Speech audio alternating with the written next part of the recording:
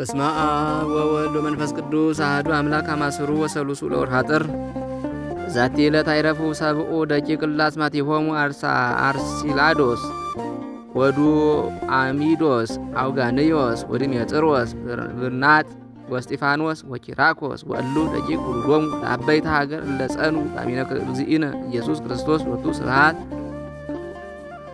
አንድ አምላክ በሚሆን በአብ በወልድ በመንፈስ ቅዱስ ስም ጥር 13 በዚች ቀን ስማቸው አርሴላድስ፣ ዱአሚዶስ፣ አውጋኔዎስ፣ ዲሜጥሮስ፣ በጥጥስ፣ እስጢፋኖስ፣ ኪራኮስ የተባሉ ሰባቱ ደቂቅ አረፉ።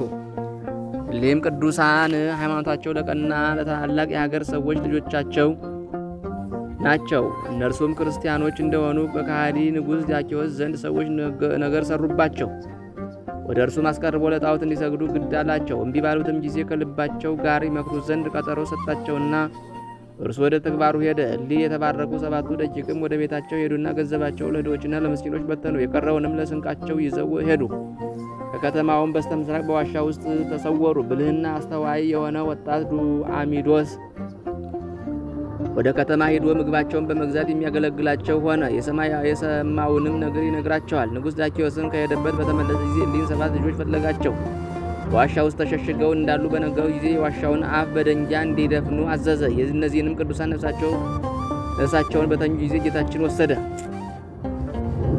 372 ዓመትም እንዲያንቀላፉ አደረጋቸው። ከንጉሥ አሽከሮችም ስማቸው ቴዎድሮስና መቅዶስዮስ የተባሉ ሁለት የእርሳስ ሰሌዳዎች ወስደው የሊህን የሰባቱ ደቂቅን ዜናቸውን የዘመኑንም ቁጥር ጽፈው ቀርጸው ከዋሻው አፍ አኖሩት።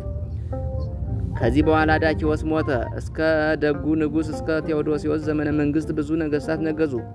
በዚህም ደግ ንጉሥ ዘመን ትንሣኤ ሙታን የለም የሚሉ ከሃዲያን ሰዎች ተነሱ። እሊህም ሰባቱ ደቂቅ የሚነቁበት ጊዜ ሲቀር ለበጎቹ ማደሪያ ሊያሰራ ሽቶ ደንጊያ እየፈለገ የዋሻውን አፍ አንድ መነኩሴ ከፈተው።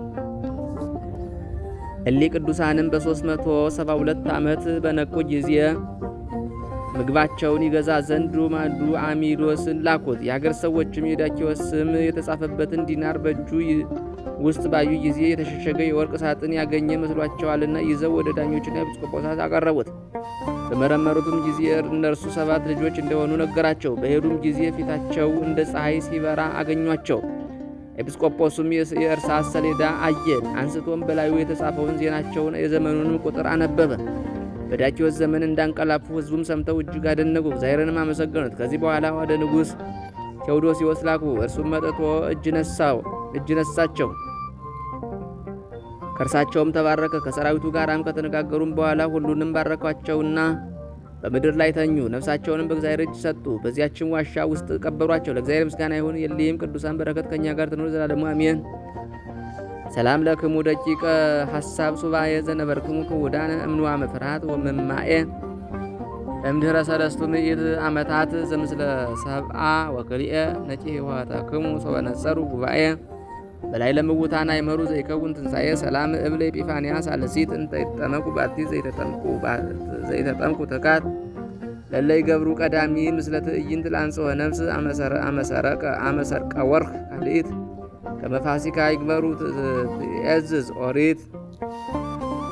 በዚህችም ዕለት የቃሮስና የሰሚኖስ መታሰቢያቸው ነው። በረከታቸው ከእኛ ጋር ትኑር ዘላለሙ አሜን። በዚህችም ቀን አባ ነካሮ አረፈ። ይህም ቅዱስ ሰው ሳያውቀው በስውር የሚጋደል ሆነ። እርሱም ከምንጣፉ በታች ሾህ ይጎዘጉዛል። ጤና አግኝቶ እንዳይተኛ ነው። በቀንና በሌሊትም ለጸሎት ይተጋ ነበር። ከትሑትነቱም የተነሳ የበር ጠባቂ ያደረጉት። በዚያም ገዳም በመንፈስ ቅዱስ የተሰወሩ ነገሮችን የሚያይ ባሕታዊ መነኮስ አለ።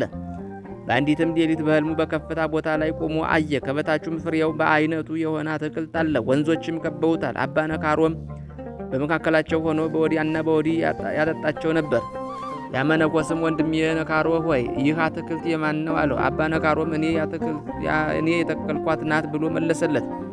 መነኩሴውም ከፍሬዋ ትሰጠኝ ዘንድ እሻለሁ አለው። አባ ነካሮም 3 የሮማን ፍሬ ቆርጦ ሰጠው፣ በልብሱም ቋጠረው። በነቃም ጊዜ እነዚያን የሮማን ፍሬዎች አገኛቸው። ወዲያውንም ወደ አባ ነካሮ ሄደ። ከበር ቆሞ አገኘውና ወንድሜ ነካሮ ሆይ በዚህች ሌሊት አይተኸኛልን አለው። እርሱም አዎን አይቻለሁ፣ 3 የሮማን ፍሬዎች ሰጥቼ የለምን አለው።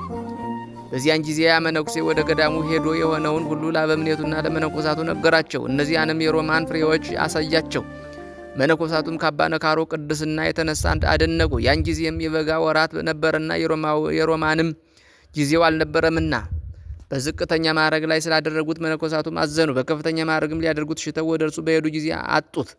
ታላቅ ሐዘንንም አዘኑ። ከዚህ በኋላ በዚህች ዕለት እንዳረፈ መጻተኞች ነገሯቸው። ለእግዚአብሔር ምስጋና ይሁን፣ እኛንም በዚህ ጻድቅ ጸሎት ይማረን፣ በረከቱም ከእኛ ጋር ትኑር ለዘላለሙ አሜን። ሰላም እብል ለብፁዕ ነካሮ መልዕልተ አስዋክ ዘይነውም በታሕተ መንጸፉ ገቢሮ እንተምኔው በህልም ዘነሳ ብእሲ አይምሮ ረከበ በጊዜ ንቃሁ እስከ አንከረ አንክሮ ፍርያተ ሮማን ሰለስተ በልብሱ አቂሮ